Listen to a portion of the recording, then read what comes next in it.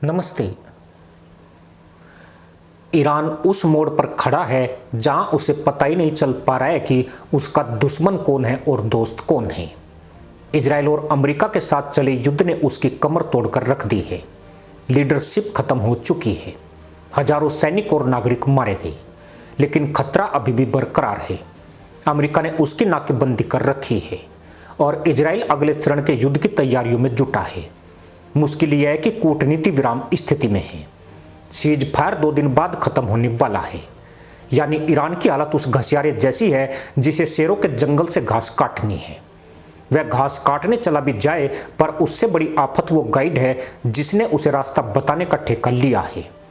सब कुछ इसी गाइड के ऊपर है और इस गाइड का कोई भरोसा नहीं है, क्योंकि जो अपने बाप का सगा नहीं हुआ वह ईरान का क्या हो पाएगा। इस दगाबाज का नाम है असीम मुनीर, जो उस पाकिस्तान की आर्मी का चीफ है, जो ईरान के सबसे बड़े दुश्मन सऊदी अरब का सबसे गहरा दोस्त है।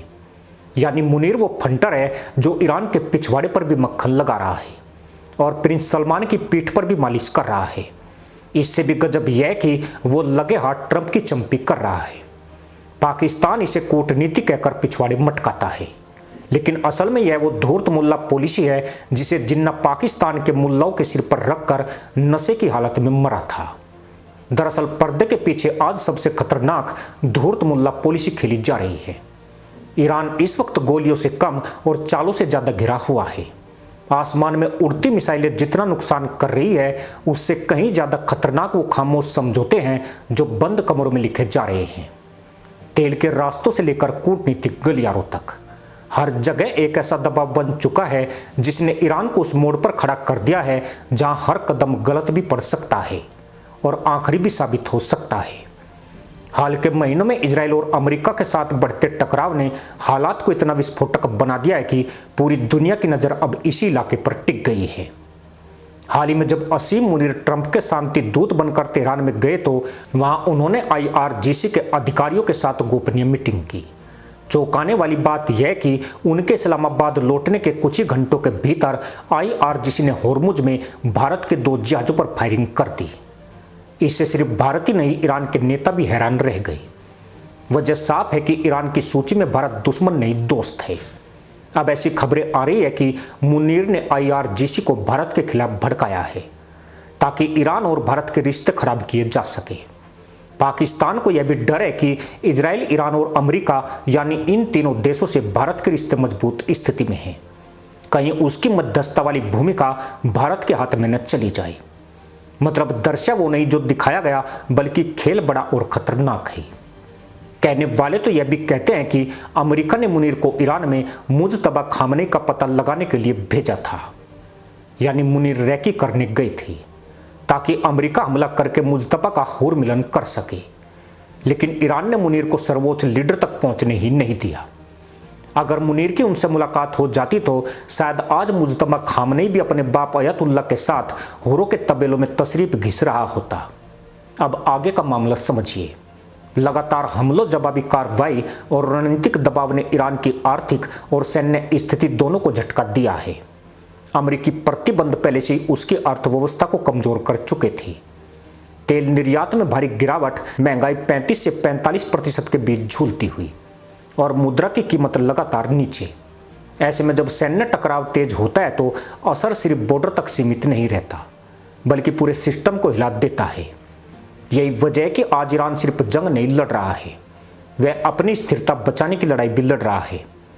लेकिन असली सस्पेंस यहां से शुरू होता है, क्योंकि हर जंग में सिर्फ दुश्मन ही नहीं होता, कुछ दोस्त भी होते हैं जो खेल को और खतरनाक बना देते हैं। और इस कहानी में वो किरदार बनकर उभर रहा है पाकिस्तान। ऊपर से देखे तो पाकिस्तान खुद को मध्यस्थ, शांति दूत और बातचीत का पुल दिखाता है, लेकिन जब आप पर्दे हटाते हैं तो तस्वीर बिल्कुल अलग नजर आने लगती है। पाकिस्तान का सबसे मजबूत रणनीतिक रिश्ता सऊदी अरबिया के साथ है।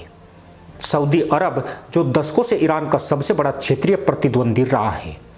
यह टकराव सिर्फ राजनीतिक नहीं, बल्कि वैचारिक, धार्मिक और आर्थिक प्रभाव की लड़ाई भी है। मिडिल ईस्ट में कौन नेतृत्व करेगा, यह सवाल ही इस पूरे संघर्ष की जड़ है। ऐसे में अगर कोई तीसरा देश दोनों के बीच खड़ा होकर संतुलन की बात करे तो शक होना स्वाभाविक है। यही एंट्री होती है आसिम मुनीर की। एक तरफ उनके सऊदी अरब के साथ गहरे सैन्य और आर्थिक रिश्ते हैं, दूसरी तरफ ईरान के साथ लगातार संपर्क बनाए रखने की कोशिश। ऊपर से देखें तो यह कूटनीति लगती है, लेकिन अंदर से यह एक जटिल खेल हो सकता है, क्योंकि इतिहास गवाह है कि पाकिस्तान की विदेश नीति कई बार दोनों तरफ खेलने के आरोपों में रही है। अब यह खेल खुलकर सामने आता जा रहा है। मुनीर सऊदी अरब के मकसद को आगे बढ़ाने में जुटे हैं। हाल ही में पाकिस्तान को सऊदी अरब से $2 अरब का सुपर फास्ट लोन मिला है, जिसने हर किसी के कान खड़े कर दिए। यह लोन यूं ही नहीं मिला है, बल्कि ईरान को मिटाने की कीमत पर मिला है। मुनीर और शहबाज वही करेंगे जो प्रिंस सलमान चाहेंगे, और दुनिया गवाह है कि सऊदी को शिया देश बिल्कुल भी मंजूर नहीं है। यह वही सऊदी है जिस पर आरोप लगे हैं कि वह ट्रंप पर ईरान पर हमले करने का लगातार दबाव बढ़ा रहा है। दरअसल ईरान को चारों तरफ से घेरने वाला खेल जितना बाहर से दिख रहा है, उससे कहीं ज्यादा गहरा अंदर चल रहा है, और इस अंदरूनी खेल का सबसे रहस्यमयी चेहरा बनकर उभरा है आसिम मुनीर। वह खुलकर किसी के खिलाफ नहीं दिखता, लेकिन हर मोर्चे पर मौजूद रहता है। वह शांति की बात करता है, लेकिन हर कदम ऐसे उठाता है जिससे हालात और उलझते चले जाते हैं। यह इस कहानी का सबसे खतरनाक मोड़ है, जहां एक ही आदमी अलग अलग मंचों पर अलग अलग किरदार निभा रहा है। तेहरान की गलियों में जब वह कदम रखता है तो उसे एक संभावित दोस्त, एक मध्यस्थ और एक भरोसेमंद चेहरे के रूप में पेश किया जाता है। वहीं दूसरी तरफ जब वह इस्लामाबाद लौटता है तो उसकी भाषा बदल जाती है। वहां वह पश्चिमी देशों, खासकर अमेरिका के साथ तालमेल की बात करता है। यह सिर्फ शब्दों का बदलाव नहीं है, यह धूर्त मुल्ला पॉलिसी का संकेत है, क्योंकि मुल्लाई राजनीति में भाषा ही असली हथियार होती है, और जो इसे 2 दिशाओं में चलाता है वह हमेशा कुछ बड़ा खेल रहा होता है। भाई भाई बोलना और फिर तशरीफ का एक पोर्शन काट कर चले जाना, यानी जो बाप के हुए न लुगाई के, वो क्या होंगे भाई के। इस पूरे खेल की जड़ समझने के लिए पाकिस्तान और सऊदी अरब के रिश्तों को देखना जरूरी है। दशकों से सऊदी अरब पाकिस्तान का आर्थिक सहारा रहा है, तेल कर्ज, निवेश और यहां तक कि सैन्य सहयोग भी। कई बार तो पाकिस्तानी सैनिक सऊदी सुरक्षा में तैनात रहे हैं। यानी यह रिश्ता सिर्फ कूटनीति नहीं, बल्कि गहराई से जुड़ा हुआ सामरिक गठबंधन है। अब इस गठबंधन को ईरान के खिलाफ चल रही व्यापक रणनीति से जोड़िए। सऊदी अरब लंबे समय से चाहता है कि ईरान का क्षेत्रीय प्रभाव कम हो। यमन, सीरिया, लेबनान, हर जगह ईरान का असर सऊदी के लिए चुनौती बना हुआ है। ऐसे में अगर कोई ऐसा खिलाड़ी हो जो ईरान के अंदर जाकर उसकी सोच को प्रभावित कर सके, उसे गलत दिशा में मोड़ सके, तो वह सऊदी के लिए सबसे बड़ा हथियार बन सकता है। यहीं पर मुनीर की भूमिका सवालों के घेरे में आती है।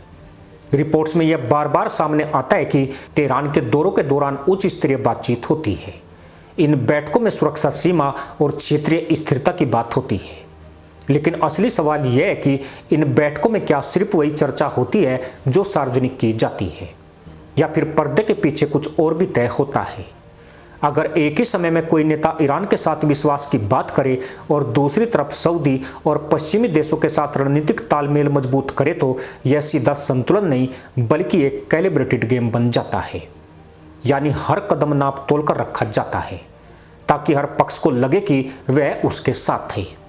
इस खेल का सबसे खतरनाक हिस्सा है गलत दिशा में धकेलना। मान लीजिए ईरान को यह विश्वास दिलाया जाए कि कुछ कदम उठाने से उसे रणनीतिक बढ़त मिलेगी, जबकि असल में वही कदम उसे और अलग थलग कर दें, या फिर उसे ऐसे मोर्चों पर उलझाया जाए जहां उसका ध्यान बट जाए और असली खतरा कहीं और से आ जाए। यह सीधा हमला नहीं बल्कि स्ट्रेटेजिक डिस्ट्रैक्शन होता है, और यही किसी भी देश को भीतर से कमजोर करता है। ईरान के साथ आजकल यही हो रहा है। स्ट्रेट ऑफ हॉर्मुज के आसपास बढ़ता तनाव इसी तरह के खेल का हिस्सा माना जाता है। यह दुनिया का सबसे संवेदनशील ऊर्जा मार्ग है, जहां छोटी सी हलचल भी वैश्विक असर डालती है। अगर यहां तनाव बढ़ता है, जहाजों को चेतावनी मिलती है या नौवैन बाधित होता है, तो इसका सीधा असर उन देशों पर पड़ता है जो इस रास्ते पर निर्भर हैं, जैसे भारत। अब सोचिए, अगर ऐसे संवेदनशील इलाके में बार बार तनाव बढ़े और साथ ही कूटनीतिक स्तर पर भ्रम बना रहे, तो किसे फायदा होगा? वह देश जो पहले से मजबूत है या वह जो पहले से दबाव में है? यही वह जगह है जहां मुनीर की रणनीति पर सवाल और गहरे हो जाते हैं, क्योंकि अगर वह सच में शांति चाहता है तो उसके कदम हालात को स्थिर करने की दिशा में जाते हैं। लेकिन अगर हर कदम के बाद स्थिति और जटिल होती जाए, अगर हर बातचीत के बाद भरोसा और कमजोर हो जाए, तो यह संकेत है कि खेल कहीं और से नियंत्रित हो रहा है। यहाँ एक और महत्वपूर्ण पहलू है, इमेज मैनेजमेंट। अंतर्राष्ट्रीय मंच पर पाकिस्तान खुद को एक जिम्मेदार, स्थिर और सहयोगी देश के रूप में पेश करना चाहता है।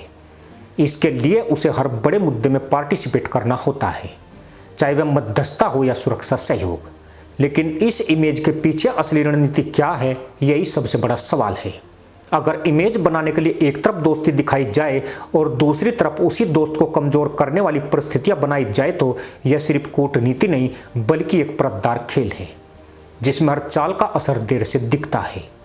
ईरान के लिए सबसे बड़ी चुनौती यही है कि वह इस खेल को कितनी जल्दी समझ पाता है, क्योंकि जंग में सबसे बड़ा खतरा वह नहीं होता जो सामने दिखता है, बल्कि वह होता है जो दिशा बदल देता है। अगर दिशा ही गलत हो जाए तो ताकत, संसाधन और रणनीति सब बेकार हो जाते हैं।